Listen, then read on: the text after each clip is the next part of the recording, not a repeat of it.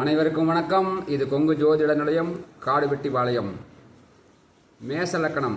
மேச லக்கணத்திற்கு சந்திர தசை எப்படி இருக்கும் என்று பார்க்கலாம். பொதுவாக சந்திரன் என்பது வளர்பிறையில் இருக்க வேண்டும். தேய்பிறை சந்திரன் ஆகாது. தசமி முடிஞ்சு ஏகாதசி, துவாதசி, திரியோதசி, சதுர்தசி, அமாவாசை இது போன்ற சந்திரன் இல்லாமல் அமாவாசை முடிந்து பஞ்சமிக்கு பிறகு இருக்கும் சந்திரன் தேய்வரை பஞ்சமி வரை மிகவும் ஒளியோடு இருப்பார். மேச லக்கணத்துக்கு சந்திரனானவர் 4ஆம் அதிபதி. 4ஆம் அதிபதி சந்திரன் லக்கணத்தில் இருந்தால் சிறப்பு. வீடு, வண்டி, வாகனம், தாயார் போன்ற அமைப்புகளில் நல்ல யோகத்தை கொடுக்கும். 4ஆம் அதிபதியான சந்திரன் இரண்டாம் வீட்டில், அதாவது ரிஷப வீட்டில் சந்திரன் உச்சம் அடைவார். நாளுக்குடையவன் 2ஆம் வீட்டில் உச்சம் அடைவதும் நல்ல யோகத்தை கொடுக்கும். நாளுக்குடையவன் 2இல் இருப்பது சிறப்பானது. வளர்பிறை சந்திரனாக இருந்துவிட்டால் அவர்களுக்கு கட்டடத்தின் மூலம் வருமானம் வரும். வீடு கட்டி வாடகைக்கு விடுவது, வண்டி வாகனங்கள் வாடகைக்கு விடுவது போன்ற அமைப்புகள் நன்றாக இருக்கும். தாயாரின் சொத்து கிடைக்கும். தாயார் சுகமாக இருப்பார்கள். அனைத்து சுகங்களையும் அனுபவிக்கும் யோகம் கிடைக்கும். சந்திர பகவான் மேச லக்கணத்திற்கு 3ஆம் வீட்டில் இருந்தால் 4ஆம் அதிபதி தன் வீட்டுக்கு 12இல் மறைவது வண்டி வாகனம் அமைவதில் கொஞ்சம் தாமதமாகும். கொஞ்சம் சிக்கல். சொந்த வீடு கட்டுவதிலும் கொஞ்சம் சிக்கல் இருக்கும். கொஞ்சம் தடைபடுவதற்கு வாய்ப்பு உள்ளது. அடுத்து சந்திரன் 4ஆம் வீட்டில் இருந்தால், நாளுக்குடைய சந்திரன் 4ஆம் வீட்டில் ஆட்சியாகுவது மிகவும் சிறப்பு.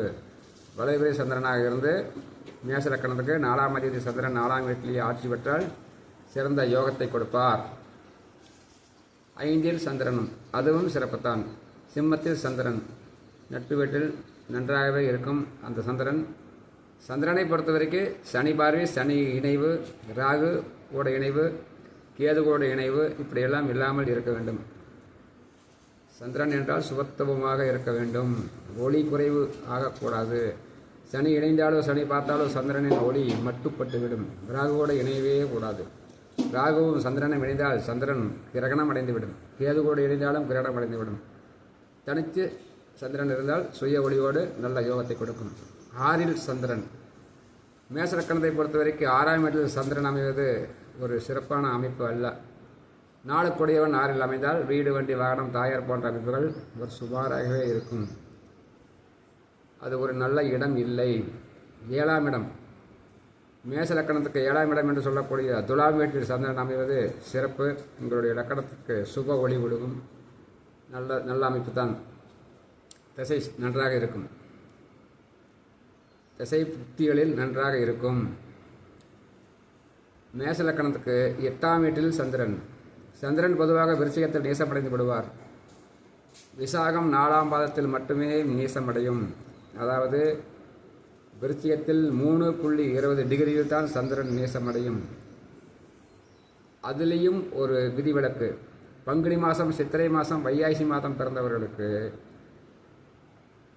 சந்திரன் ஒளிச்சந்திரனாக இருப்பார். அது நீசம் என்று எடுக்கவே தேவையில்லை. சந்திரன் நன்றாகவே இருப்பார். விசாகம் 4ஆம் பாதத்தில் சந்திரன் அமர்ந்து அது தேய்வரையாக இருந்து அந்த சந்திரன் சனி பார்வை, ராகு இணைவி இப்படி ஏதாவது ஒரு அமைப்பில் அந்த சந்திரன் இருந்தால் மட்டும்தான் அந்த சந்திரன் கெடுபலன் தருமையை ஒழிய விருச்சிகத்தில் சந்திரன் இருந்தாலே நேசம் என்று எடுக்கக்கூடாது. அடுத்து 9இல் சந்திரன், தனுசு வீட்டில் சந்திரன் நல்ல யோகத்தை கொடுப்பார். பாக்கியஸ்தானத்தில் சந்திரன் இருப்பது சிறப்பு. அடுத்து 10இல் சந்திரன். 9இல் சந்திரன் இருக்கும்போது 4, 5, 6, 7, 8, 9 தன் வீட்டுக்கு 6இல் மறைவார். இருந்தாலும் அது குருவின் வீடு வளர்பிறை சந்திரனாக இருக்கும் பட்சத்தில் எல்லாம் நன்றாகவே இருக்கும். ஒரு சிலருக்கு தாயாரை பிரிந்து வெளிநாடு, வெளியூர் இந்த மாதிரி செல்ல வேண்டிய அமைப்பு வரும். மற்றபடி எந்த கெடுதலும் நடக்காது. 10இல் சந்திரன் நிஷ்பலம் பெறுவார். மேச லக்கணத்தை பொறுத்த வரைக்கும் சந்திரன் 10இல் நிஷ்பலம் பெற்றாலும் அது வளர்பிறை சந்திரனாக இருக்கும் பட்சத்தில் எந்த பிரச்சனையும் இல்லை. தன்னுடைய 7ஆம் பார்வையால் லக்கணத்துக்கு 4ஆம் வீட்டோடு தொடர்பு கொள்வார். சுகாதிபதி வீட்டோடு தொடர்பு கொள்வது மிக சிறப்புத்தான். 10 11ஆம் இடம். 11ஆம் இடம் என்பது ஒரு நல்ல இடம்.